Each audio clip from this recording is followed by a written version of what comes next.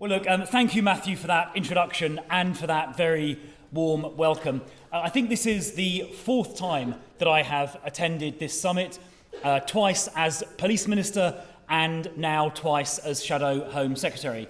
I will say this, I'm working as hard as I possibly can to get rid of Shadow from that title. It's a great pleasure, as always, to be here with leaders from across the policing world. So let me start by saying a big thank you to the NPCC, to Gavin and his whole team, and to the chief officers here with us today, but most importantly, to the men and women who serve under your command. Because each and every day, up and down the country, officers take personal risks to protect the public. They leave home each morning not knowing what the day will bring, or indeed whether they will get through it unharmed. There are few jobs like this, and many people I know here will have attended, as I did a few weeks ago, the National Police Memorial Day service in Coventry Cathedral. And I'll never forget Tiff Lynch from the Federation, who I'm sure is here, reading out the names of the 7 officers who lost their lives in the previous year. PCs Ian Minette, Michael Bruce, Frank Hawkins, Marcus Bennett, Rosie Pryor, Faizan Najib, and DC Karen Smith. We remembered their sacrifice that day in Coventry, and the sacrifice made by officers to protect the public every day. And so I say, on behalf of my constituents and on behalf of Parliament, to all police officers and all police staff, thank you for your service. Let me also say thank you to the 43 police and crime commissioners, in particular to Emily, who of course now chairs the NPCC, but all the police and crime commissioners. I know you work hard and with dedication alongside your chief constables in a constructive and collaborative way. Well, mostly in a collaborative and constructive way.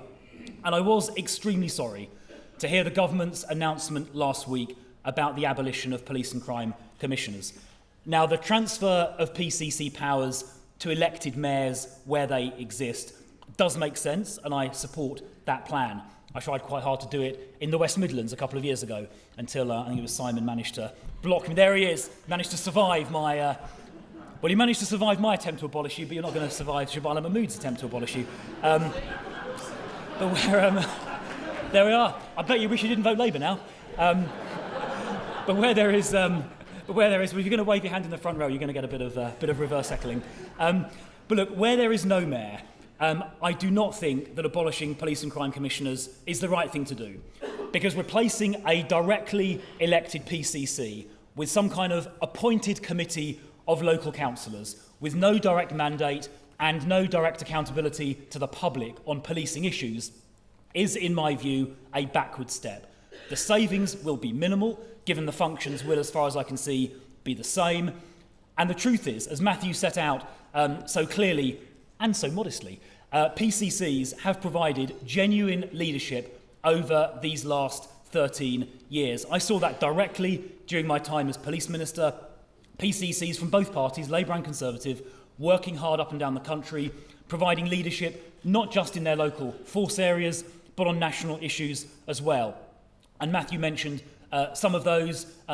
Katie Bourne, for example, did some fantastic work on organised shoplifting as well. Up and down the country, different PCCs did incredible work. So I think abolishing them outside mayoral areas is a big mistake, and I will commit today to saying that repeatedly in Parliament, and when the time comes, voting against it.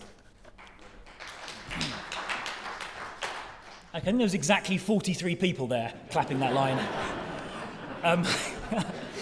Now, let me say a word now about money, which is always a favourite topic at events like this. Now, in my last year as Police Minister, a couple of years ago, I was pleased to be able to increase annual funding by £1 billion and provided more money on top of that for the police pay rise, which in that year, I think it was 23-24, was 7%. In fact, I think I'm right in saying that I was the Police Minister who delivered the biggest annual police pay rise since the early 1980s. But I do know that more recent funding increases from the government have not reflected the financial pressures being faced by police forces. And I warned the government about this time last year that their proposed funding settlement for 25-26, the current year, would not keep pace with rising salaries and rising costs. And the chief constables of the 5 largest police forces even spoke out publicly a few months ago to warn the government about the looming financial crisis engulfing policing. But the government did not listen to my warnings, and they didn't listen to policing's warnings either. And as a result of that, police numbers are now falling. Back in March 2024, we hit record ever police numbers, 149,769 by headcount, as I may have mentioned once or twice in the past. I was counting every single one. That was 3,000 higher than the previous peak, which was in March 2010. But in the year since then, in the year following March 2024, we have sadly seen police officer numbers drop by 1,300. And in the current financial year, the year we're in now, we are seeing police officer numbers continuing to drop even further. In the Metropolitan Police Force area alone, this year numbers will drop by 1,500, with a further 200 police staff lost in addition to that. So across the country as a whole, we're going to see now 2 consecutive years of police officer numbers falling. Now, this has not happened by accident. It's not some kind of chance event. It has happened as a consequence of the fact the current government have not properly funded policing. Falling police numbers are a consequence of their choices. It's not the fault of police and crime commissioners. It's not the fault of chief constables. The fault for this inadequate funding and the consequent fall in police numbers lies squarely with the Home Secretary. But it doesn't have to be this way. With some inventive footwork, you can always find ways of raising extra money, either by persuading the Treasury or even inside the Home Office. And I'll give you an example.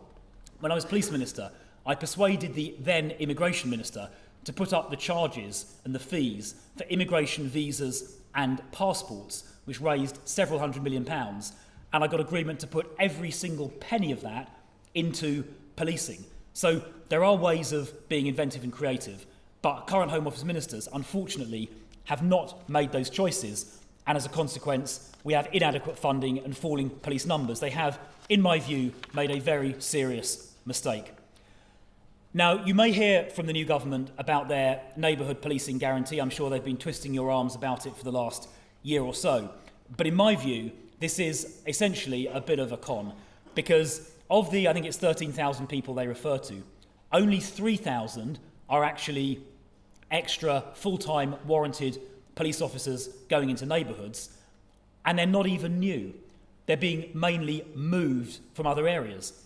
We can see that from the fact total police officer numbers are falling. If these were genuinely extra new officers, total police officer numbers would be rising, but they're not, they're falling. And what is happening is they're simply encouraging existing officers to be moved or redesignated, or new recruits are being funneled exclusively into neighbourhood teams, meaning that other teams like Response and 999 Response or investigation teams shrink as they lose officers to retirement or turnover who don't then get replaced by new recruitment. This is essentially robbing Peter to pay Paul, and in my view, cutting investigation teams or 999 Response teams in order to then be able to say neighbourhood numbers have gone up is not a very honest way of doing it. But we can see right through this from the fact that police officer numbers and indeed police staff numbers are going down. And I will continue making the case in Parliament that proper investment needs to be made in order to maintain those numbers. And I also know that at the same time this is happening, there are extra pressures coming onto policing because of, for example, the government's early release scheme. Now, whatever you think about the causes of that and the timing of when it happened, it's certainly been implemented in a way that is pretty chaotic, as we have seen, and it has allowed quite dangerous people to be released in an uncontrolled manner. And the government's upcoming proposal to abolish short prison sentences, essentially abolish them, by which they mean prison sentences of under a year, will make things, in my view, even worse, because it means there will be many more criminals who would previously have been in jail, serving a sentence of under a year, who will now instead be on the streets, posing a risk to the public, needing to be managed, needing to be monitored. The crimes they're going to be committing will need to be investigated and followed up, and all of that burden will fall on you. It'll fall on policing. And yet, as far as I can see, there is no extra money being provided to fund those extra burdens. And it's even worse than that. It's not just an issue for the police, it's an issue for the public. Because for some volume offences, like shoplifting in particular, banning sentences of under a year means there is virtually no prospect at all of prison for instance, prolific shoplifters. And if there is no threat of prison, there is no deterrent, and that crime type, going up already, it's already at record levels, will simply go up even more. And it will be policing that picks up the pieces, and it'll be the public that suffers when crimes like shoplifting go up, if there is effectively no prison sentence available for that offence. So I completely oppose the ban on prison sentences under a year. I think I've voted against it already, and I'll certainly be voting against it again. Now, on a slightly more positive note regarding money, I did manage to persuade the Shadow Chancellor, Mel Stride, to spend some of the cost savings he identified at the Conservative Party conference and earmark them for policing. So he found savings you may have seen amounting to £47 billion, which is quite a lot of money, even by the standards of government expenditure. About half of that comes from welfare, none comes from policing. And he committed that 800 million of that would go into policing over and above existing funding plans per year in order to fund 10,000 extra police officers.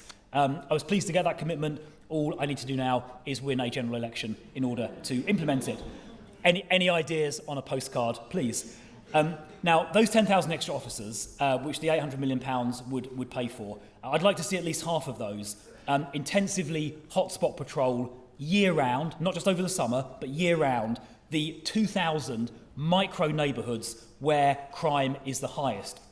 England and Wales is divided up into 37,000 of these micro neighbourhoods called lower super output areas, and the worst 5% of those account for a quarter of all crime.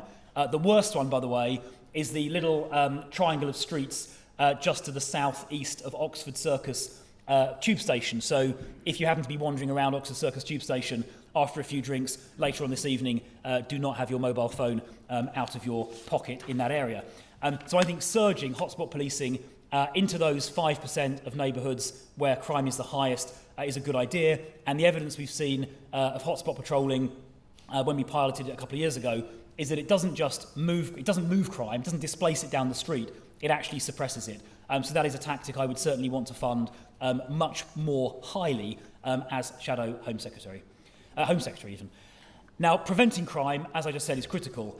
And it's welcome that overall crime has fallen substantially by 18% over the last 8 years, according to the Crime Survey. But the public want more than just falling crime. They also want to see crimes solved. Because to the victim, there is no such thing as a minor crime.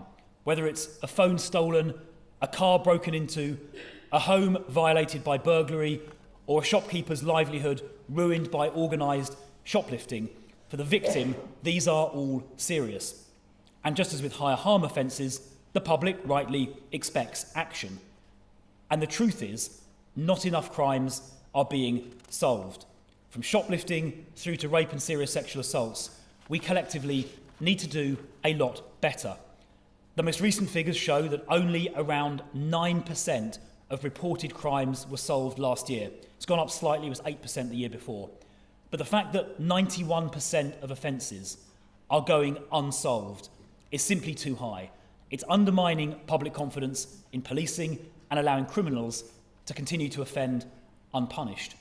There is also enormous variability between forces in the clear-up rates. At 5%, I'm not going to name them, but the worst force only has a 5% clear-up rate. The best force has a 14% clear-up rate, about 3 times higher.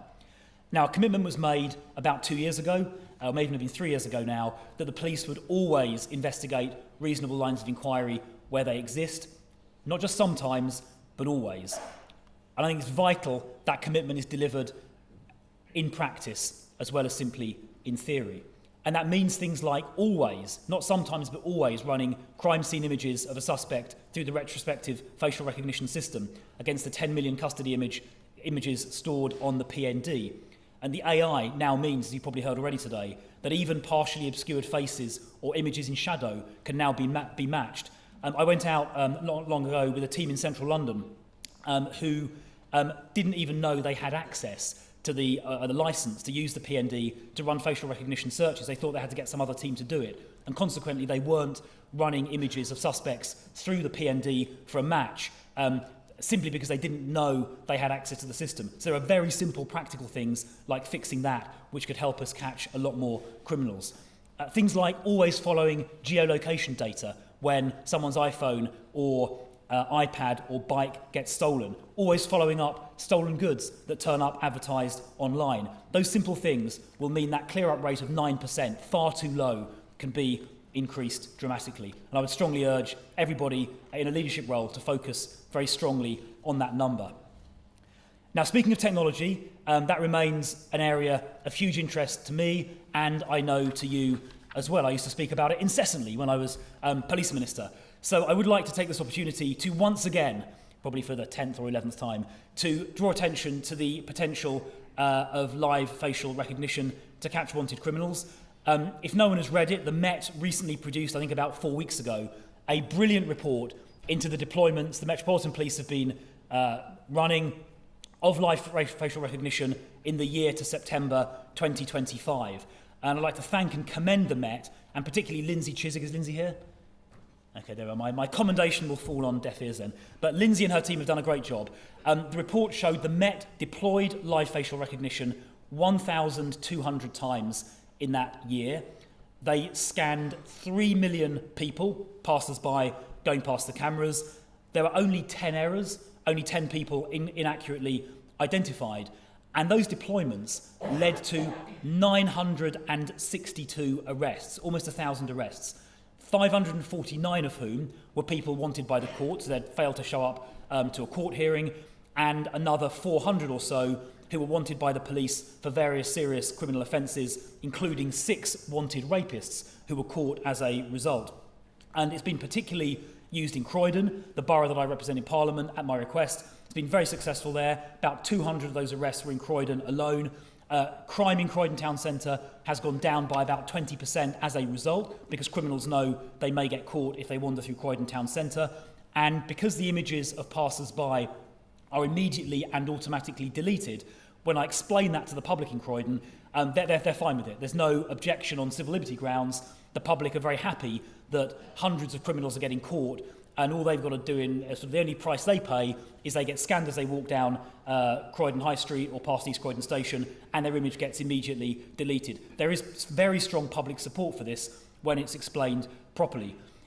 Now, there is a very clear legal framework for using it. There's authorised professional practice. There's a legal framework in case law as well. I know the government intend to consult on putting in place a more formal national framework, and I really hope if they do that, if they get around to it, they do it in a way that is sensible and proportionate and quite light touch, because there is a danger that when the government creates regulation, it overdoes it. It creates so many rules and regulations, a tactic becomes unusable. So I'll certainly be making that case in Parliament, and I ask those of you here who have used live facial recognition to make the case to the Home Office that they shouldn't over-regulate it, lest they destroy a technology that I think has the potential to revolutionise catching criminals in the way that fingerprints did 120 years ago, or DNA did about 40 or 50 years ago.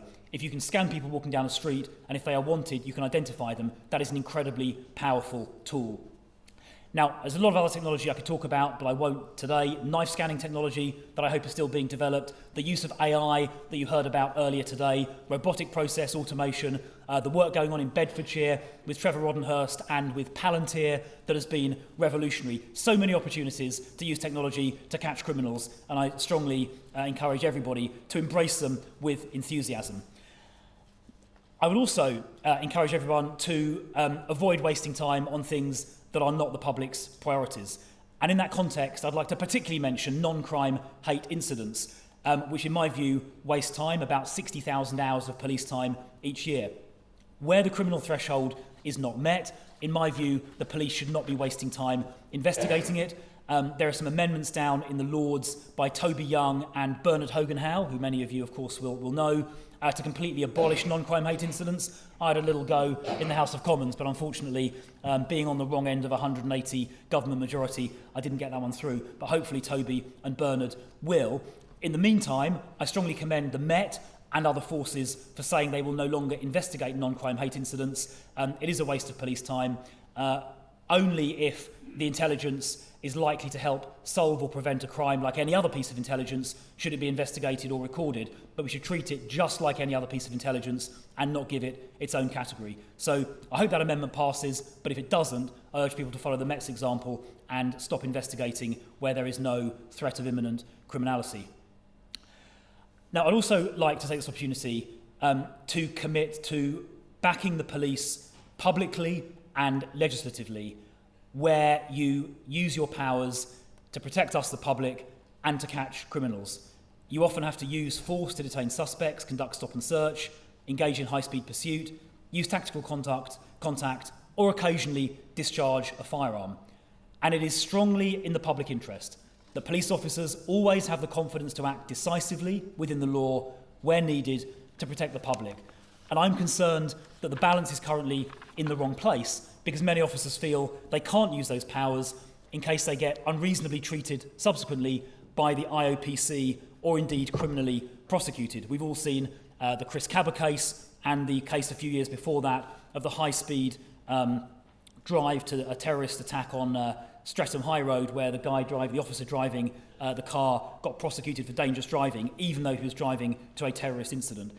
And I'm concerned that officers on the front line are losing the confidence to exercise some of those powers, whether it's stop and search or use of a firearm, whatever it may be. That doesn't serve the public interest. We want officers to use those tactics confidently and proactively to protect us.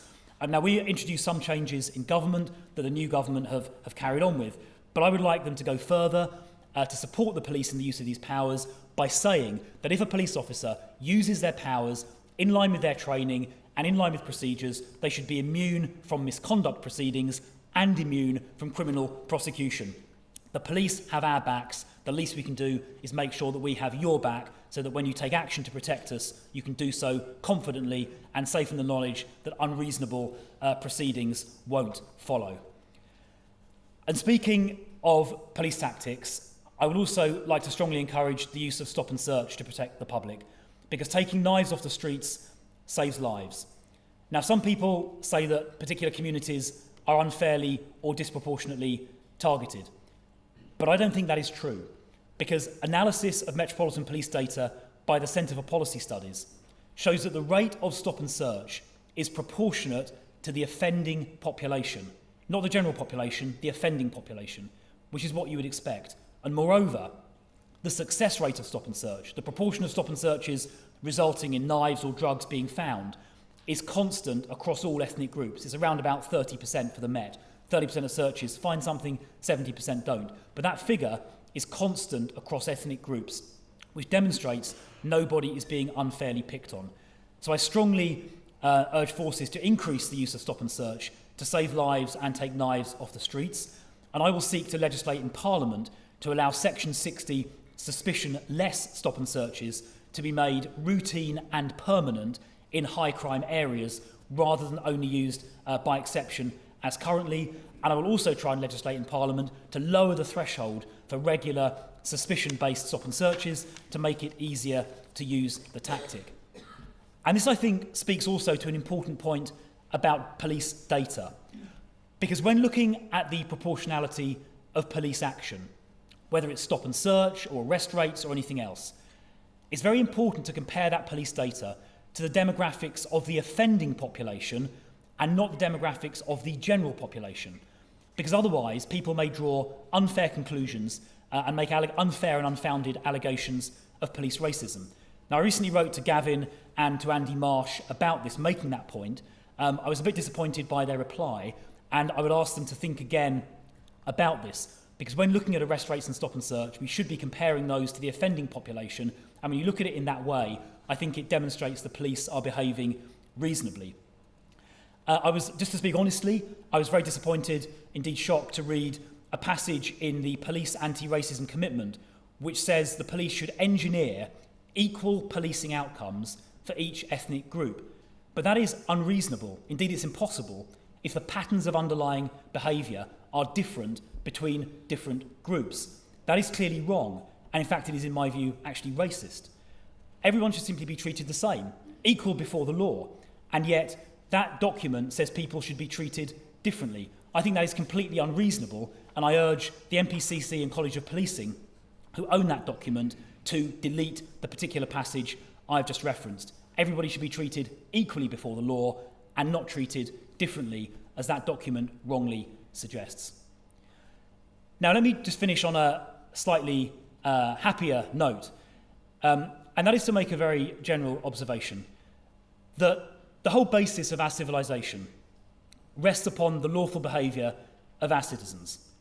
Without that lawful behaviour, there can be no economic activity, there can be no personal safety. Society itself could not exist. And it's the role of the law enforcement community to make sure that necessary condition for civilization itself prevails.